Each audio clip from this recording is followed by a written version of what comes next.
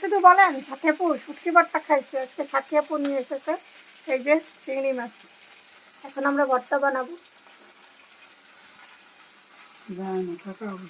এগুলোকে একটু আমরা হালকা তেলে ভেজে নিতেছি।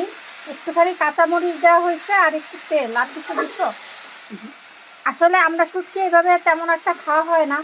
আপুরা যারা শুটকি ভর্তা করেন তারা অবশ্যই একটু কমেন্ট করে জানাবেন ভর্তার রেসিপি মানে বানানোটা প্রক্রিয়া ঠিক আছে কিনা, অবশ্যই জানাবেন। হ্যাঁ, তো চলেন বাকি কিভাবে কি করি দেখাই আপনাদের। কিছু পেঁয়াজ কেটে রেখেছে, পেঁয়াজ ভর্তার ভিতরে দেওয়া হবে। ভাজা ভাজা হয়ে গিয়েছে। এখন গাইস আমরা এটাকে একখানা বাটাবাটি করব। এবার আমরা এর মধ্যে কিছুটা লবণ দিয়ে দিচ্ছি। রসুন দিবা না আম্মু? না। এবার আমরা এটাকে পাটায় বেটে নিতেছি। সেই হচ্ছে আমাদের ভর্তা। এখন ঠিকঠাক হয়েছে কিনা আপনারা একটু কমেন্টস করে জানায়েন।